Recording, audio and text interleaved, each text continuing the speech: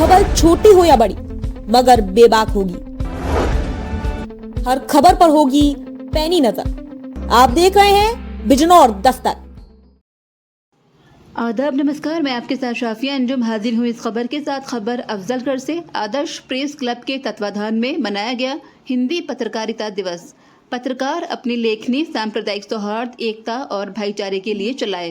Krishna banquet hall में आयोजित हिंदी पत्रकारिता दिवस को संबोधित करते हुए मुख्य वक्ता डॉक्टर सूर्यमणि रघुवंशी ने कहा कि आज पत्रकारों को अपनी लेखनी सांप्रदायिक सौहार्द, आपसी एकता और भाईचारे के लिए चलाने की ज़रूरत है ताकि अपनी गंगा जमनी तहजीब को बचा सकें।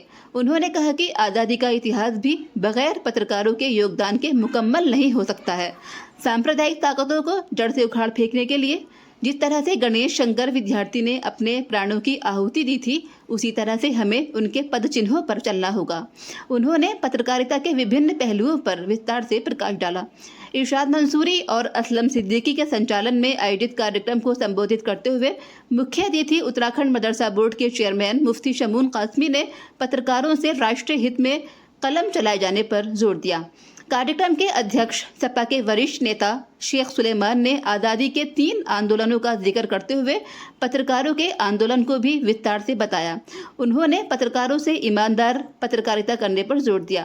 कार्यक्रम को श्रमजीवी पत्रकार यूनियन के जिला अध्यक्ष मरगूब रहमानी, अखिल भारतीय पत्रकार सुरक्षा समिति के प्रदेश अध्यक्ष हाशिम अहमद, डॉक्टर आफ्ताब नुमानी, अनिल चौधरी, पूर्व चेयरमैन नफीस अहमद आदि ने संबोधित किया। इस अवसर पर डॉक्टर अल्ताफ हुसैन, अख्तर सिद्दीकी, सीताराम, सुहेल राजू, अजमल हुसैन, आदित्य शर्मा, सुभाष तोमर, गर्व गुप्ता, सुखचैन सिंह, सरदार विक्रम सिंह आदि मौजूद रहे। बिजनौर दस्तक के लिए सुहेल राजू के साथ डॉक्टर आफ्ताब नुमानी की रिपोर्ट। देश बन गया है, जिस तरह लोगों के दिलों में दूरियां और खटास पैदा हो रही है, जिस तरह से हमारे भाईचारे को और हमारी सांप्रदायिक सौहार्द की विरासत को चोट पहुंचाई जा रही है, जिस तरह हिंदू और मुसलमान को आपस में लड़ाने की साजिश हो रही है, उसमें पत्रकारों की सबसे बड़ी जिम्मेदारी अगर मैं मानता हूं तो यही है, आप अपना कलम भाईचारे के लिए उठाइए। आप अपनी गंगा जमनी तहजीब को कायम करने के लिए अपना सब कुछ निछावर कर दीजिए। आप और हम गणेश शंकर विद्यार्थी की संतान है, जिन्होंने सांप्रदायिक तत्वों का मुकाबला करते हुए अपने प्राणों का बलिदान किया। हम उनकी संतान है, गणेश शंकर विद्यार्थी। हिंदुस्तान की आजादी का आंदोलन मुकम्मल नहीं हो सकता अगर पत्रकारों और पत्रकारिता का योगदान उससे बाहर निकाल दें।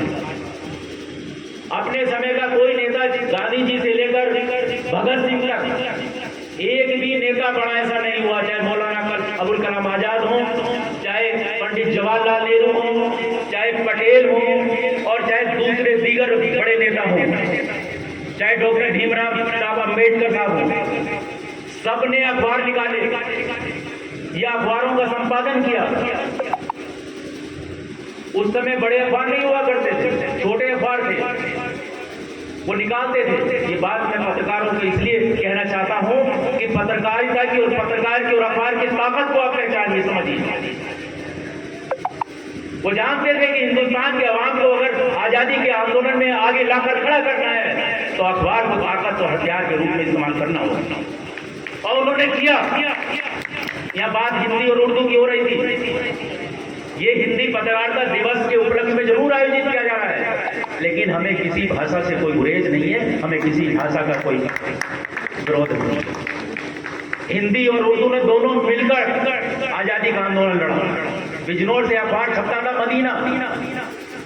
बहुत कम लोगों ने सुना हुआ, जो खासतौर से युवा पीढ़ी उनको पता होना चाहिए।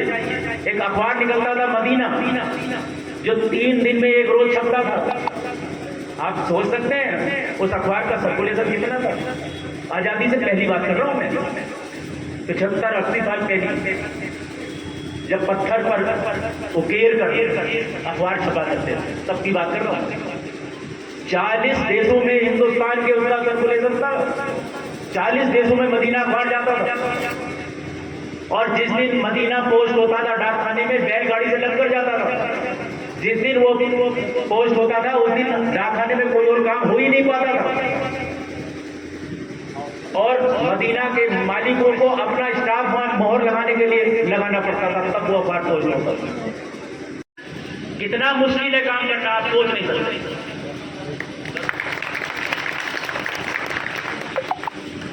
ये बात मैं आप लोगों से इसलिए शेयर करना चाहता हूं कि हमारी युवा पीढ़ी, जो अभी हमारे अनिल जी ने कहा, अखबारों से विमुख हो रही है, पत्रिकाओं को नहीं पढ़ती है।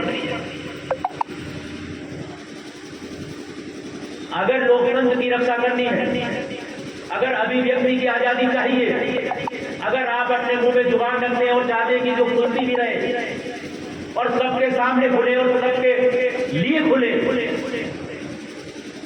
और किसी के भी विरोध में अगर आप सच्चाई को कहना चाहते हो कह सकें, तो इसलिए जरूरी है कि अखबार जिंदा रहे। वरना उस तक पहुंची, उसमें मानवता झुलसी, उसमें हमारे सदियों पुराने ताल्लुक टूटे, हमारी गंगा जमनी तहजीब को आघात पहुंचा, लेकिन अफजलगढ़ परगने ने एक मिसाल कायम की पूरे हिंदुस्तान में कि इस देश की जो सदियों पुरानी हमारी गंगा जमनी तहजीब है, जिस पर हमें नाज है, अगर उसको सही मायने में कोई जिंदा रखा हुआ है, अगर कोई जी रहा है, तो उसमें सबसे अग्रिम पंक्ति में अफजलगढ़ के लोग। मैं आप सबको सैल्यूट करता हूं। आपकी स्वाभाविक है कि बेटे को बाप की खूबियां जितनी मालूम होगी खूब बतानी चाहिए, मगर मैं समझता हूं कि एक ऐसा बाप जो सिर्फ डॉक्टर सूर्यमणि रघुवंशी का बाप नहीं था, वो हमारे भी बाप थे। अभी जिक्र कर रहे थे, मैं पवार साहब, मैं बता रहा था डॉक्टर सूर्यमणि रघुवंशी जी से